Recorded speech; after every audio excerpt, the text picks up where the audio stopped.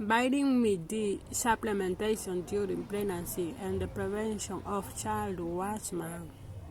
Definition: Vitamin D plays an important role in bone metabolism through the regulation of calcium and phosphate balance. Hello, everyone. Welcome to today's live broadcast. The title of this broadcast is Vitamin D Supplementation in Pregnant Women, Effects on Preeclampsia and Asthma in the Offspring. My name is Gus Latanwa, and I will be presenting today with my colleague, Dr. Scott Weiss. We are delighted to bring you this educational web seminar presented by LabRoots. For more information, please visit labroots.com. Now, we have a few important announcements before we begin. This webcast is designed to be interactive, and we encourage you to ask questions during the event.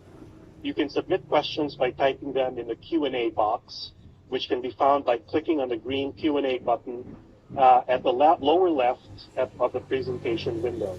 We'll try to answer as many questions as we can in the time allotted. You can enlarge the slide window by clicking on the screen icon in the lower right-hand corner of the slide window.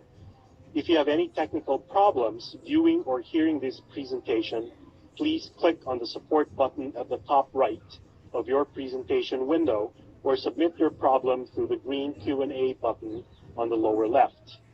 This is an educational webinar and thus offers free continuing education credits. After the webinar is over, please click on the CE button located in the bottom left-hand corner of your webpage and follow the process of obtaining your credits. I would now like to share a little background information on myself and my colleague, Dr. Weiss. As I said before, my name is Gus Latanwa. I am a physician at the Brigham and Women's Hospital and an associate professor of medicine at Harvard Medical School. I received my medical degree from the University of the Philippines and completed a training program in internal medicine, pulmonary and critical care fellowship, and an additional research fellowship at the Brigham and Women's Hospital. I am board certified in critical care medicine and pulmonary disease. My research examines the way in which environmental exposures and genetic factors impact the development of asthma in children, and I'm currently, together with Dr. Weiss, studying the impact of vitamin D on lung disease. Application in nursing. Vitamin D is recommended women up to 6 IU per day. Good afternoon, good evening, or good morning, depending on from when and where you're joining us. I'm Dr. Phoebe Thorpe, and it is my pleasure to welcome you to CDC Public Health Grand Rounds, Maternal, Infant, and Early Childhood Nutrition, the 1,000-day window of opportunity. We have an exciting session, so let's get started. Public Health Grand Rounds has continuing education available for physicians, nurses, veterinarians, health educators, pharmacists, and others. The course code is Public Health is PHGR10. Please see our website or the TCEO website for additional information. Grand Rounds is available on the web and all your favorite social media sites. Please send the questions to grandrounds@cdc.gov, and we'll try to include them in the Q&A at the end of today's session. Want to know more? We have a featured video segment on YouTube and our website called Beyond the Data, which is posted after the session. This month's segment features my interview with Lucy Sullivan from the 1,000 Days. We have also partnered with the CDC Public Health Library to feature scientific articles about this session.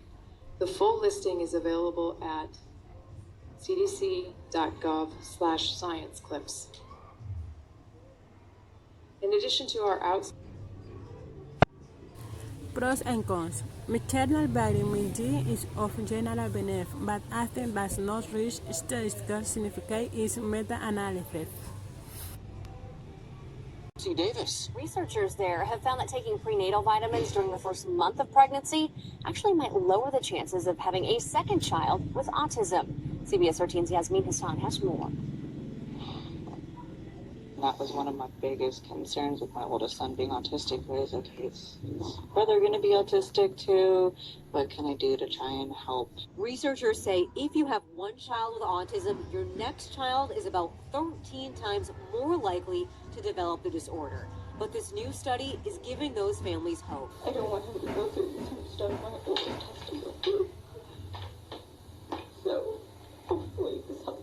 The study found that taking prenatal vitamins in the first month of pregnancy can reduce the risk of autism reoccurrence in high-risk families. The moms that reported taking a prenatal vitamin were about half as likely to have another child, this younger sibling, with autism. Researchers think the folic acid may be a big contributing factor here. It is linked to healthy brain development throughout childhood. You want to do anything that's going to help your babies. So, I mean, I would do anything to help her. So I took prenatals my whole pregnancy. This doesn't just affect families who have a child with autism.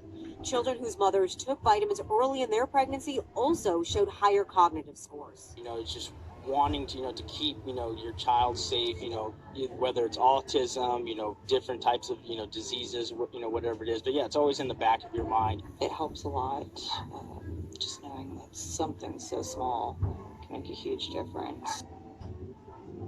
Researchers say if you are trying to get pregnant, make sure you talk to your doctor about taking the vitamins right away. If applied to Ecuador, researchers accompany an increasingly long list of malfunctions that risk vitamin effect far beyond bone health. According to a new study, women who take vitamin D supplements while pregnant decrease the risk of asthma and respiratory infections in childhood. For the study, researchers at King's College London examined the effect of taking a supplement of 4,400 IU vitamin D3 a day during the second and third trimesters of pregnant women compared to the recommended daily intake. Researchers add that blood samples of babies from mothers who were given a higher dose of vitamin D3 later in the study had boosted immune systems. A statement released from King's College said this week, for the first time, we have shown that higher vitamin D levels in pregnancy can effectively alter the immune response of the newborn baby, which could help to protect the child from developing asthma. Conclusion: vitamin D and vitamin D supplement are safe and recommended for all pregnant or lactating women. Pregnant women should be encouraged to receive adequate nutrition.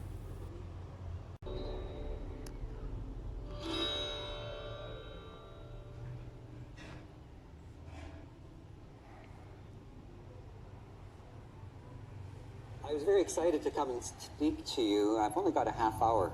Bruce had an hour.